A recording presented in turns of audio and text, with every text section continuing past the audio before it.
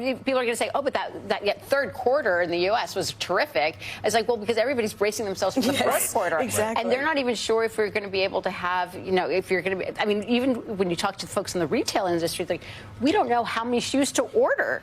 Because we don't know if the American people get it. They don't like these tariffs. Tariffs are taxes. Yes. They get it. Yes. Republicans always said tariffs are taxes, and this is the largest tax increase in history. Whether it's 80% or permanent 10%, it is going to be the largest tax increase in history. There's no strategy here. We've now had negative growth in the first quarter because of these tariff/taxes, and there's no strategy to it. You don't go to war with the entire world and then expect to have a deal. This is economic warfare. And there's no framework here. He's got as much of a framework here as he does for the health care plan that for the past 8 years so given the SOT we just played and this conversation here, I wrote down this note immediately. Why are we not talking about his mental acuity? I mean, the last interview he did with Kristen Welker, he did not look as sharp, and he looked at least at a minimum tired. At worst case, he is not as sharp as he used to. But I remember, well, he's talking about how it's great that those the ships coming over are empty. That means we're saving money. How does that? That is literally insane. Economically illiterate. His own people. Look at Steve Moore, Heritage Foundation, a guy who opposes tariffs, has been saying to people behind the scenes, actually he's been saying it on Fox News, this is insane. I mean, you can tell. Ken Griffin, who gave money, huge money to Republicans last year, including Trump, has said this has made us 20% poorer in a month, done permanent damage to the American brand, and this isn't going to be something we can turn around from now. And we now, and what he does is he burns down the house, and then he comes in and says, oh, the market went up. Well, no, we aren't even to Sleepy Joe levels from January 20th. And everyone's kind of saying, oh, well, the market's up a little. Well, no, we aren't. We could have, if he had just gone golfing and done nothing, we would have been doing better. We're told to trust that the Treasury Secretary, Scott Bessent, has a firm control, and he's a serious guy. But listen to what he said in a congressional hearing the other day, and how he is just as vague as He was saying that he wouldn't give an answer about who we're negotiating with and what we're negotiating about. We should, but he won't say what countries are close to deal, the countries that we have. And so how does this help stabilize the economy? Well, and some of the I think that this is really important. So we're going to hear in the next couple of weeks how Vietnam has actually negotiated with them. But keep in mind that this was a deal that was 2 weeks before he actually declared tariffs on Vietnam. So they're holding this in the back pocket to literally hoodwink the American people. And I do think that, to your point, it's like the reason that he can't get rid of Jerome Powell is that the moment he gets rid of Jerome Powell, all of our credibility in the international stage is lost. The moment we do that, because right now, the only safeguard that we seem to have right now in this country, it's not Congress, it seems to be the judges, and it seems to be the markets. And every time he says, I'm going to get rid of Jerome Powell, the markets go crazy. They tank. And then there's but China hasn't called him, and he hasn't called them, and now he's negotiating with himself, saying, "Oh, we're going to lower it to 80." But I also think that there's a broader problem here when we're talking about trade agreements. I mean, in my former self, when I worked on the Hill many eons ago, I used to do trade policy for Congress for my congressman, and the challenge is one is that we created these rules, right? We created the rules on international trade, on human rights, on the environmental standards. These are ours.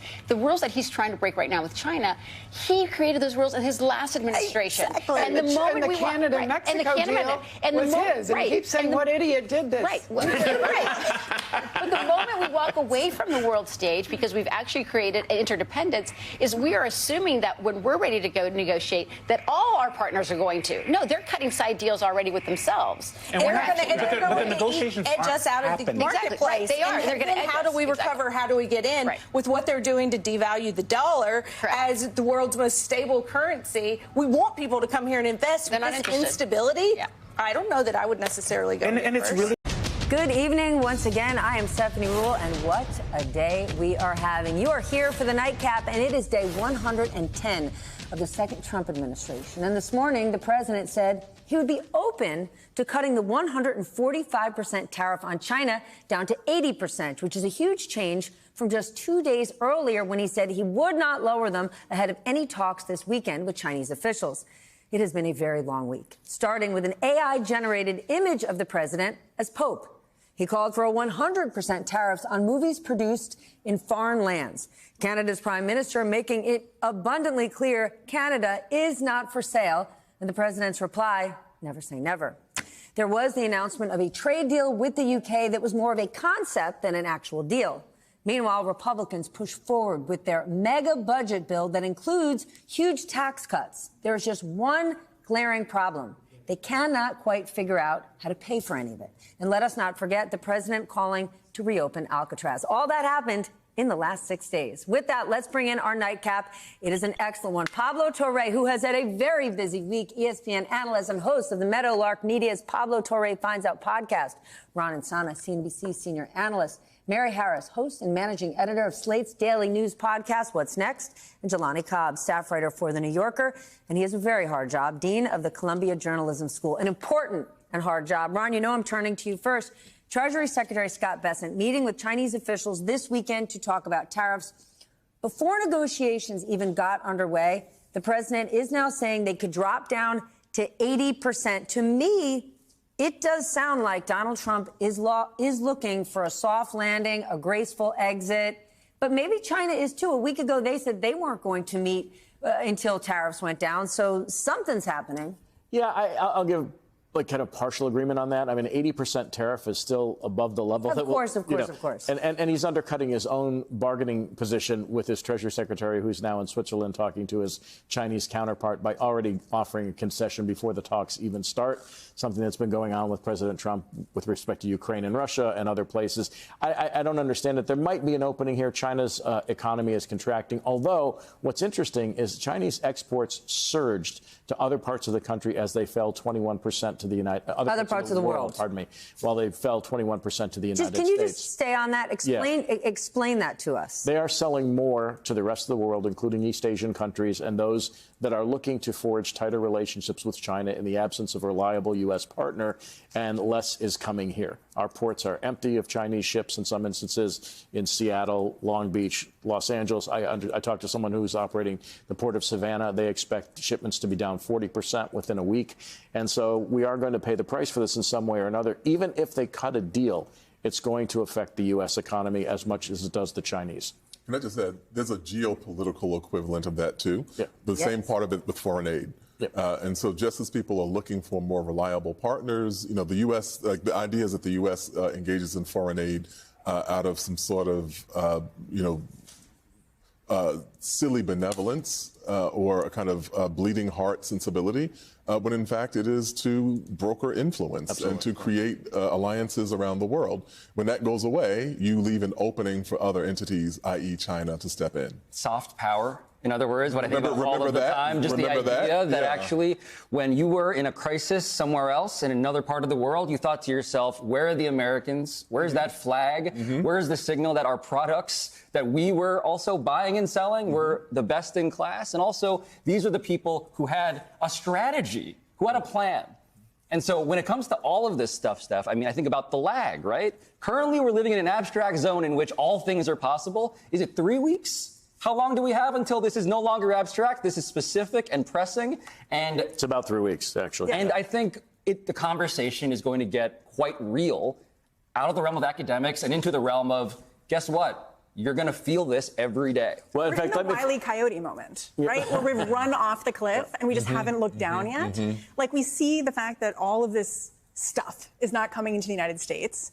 And we know what that means, right? We know what that means. I talked to this guy who's a logistics expert on the show this week. And he's basically like, I know what this means. He's like, everything that's being said right now is BS.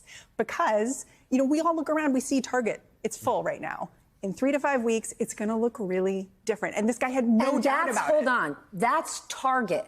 Okay, Target that has an enormous amount of money, that can front load their inventory, that has a sophisticated supply chain, right? Something like 70% of businesses in the United States are small business. They can't get cute with the supply chain. They can't front load anything. So Target or a Walmart or an Amazon, they actually have a cushion, right? There's an element here where they could actually win because they have power, but small and medium-sized businesses, They don't have a chance to go to Mar-a-Lago or call the president or negotiate. They are sitting here panicked. Well, and Trump was asked about small businesses, and he totally blew it off, right? He's like, why are people always asking about the small businesses? I thought we all cared about the small businesses. This has been like a reliable trope of every politician. I was in front of 100 C-level executives yesterday, and I preempted my own speech because I didn't want to come in fully negative out of the gate without getting some audience interaction. And so I asked these C-level executives in a particular part of the country, I said, how many of you are suspending hiring plans and capital expenditures because of the uncertainty that we have right now?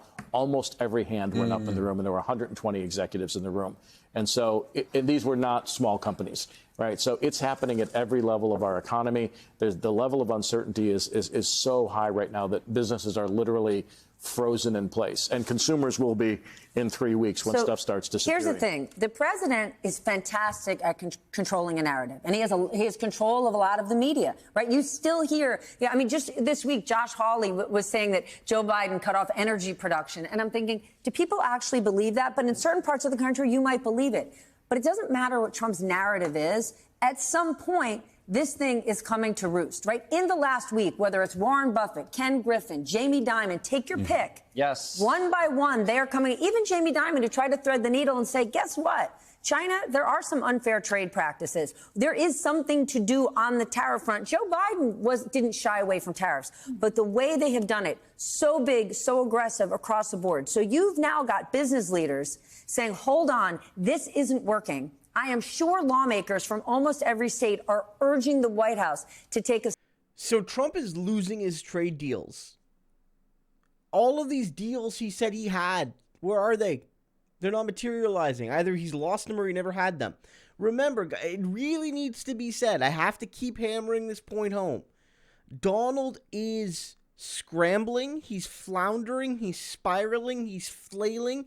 Because remember, the original argument was that the tariffs were not about deals. Trump was actually looking to make, and this is weird for Trump, because remember, he's the deal maker. That's his whole narrative, at least, right? It's his whole BS fairy tale. But it was his fairy tale that I'm the deal maker. This time, Trump was saying, no more deals. We're putting up big tariffs on basically everybody, and we're going to bring all the stuff back to America.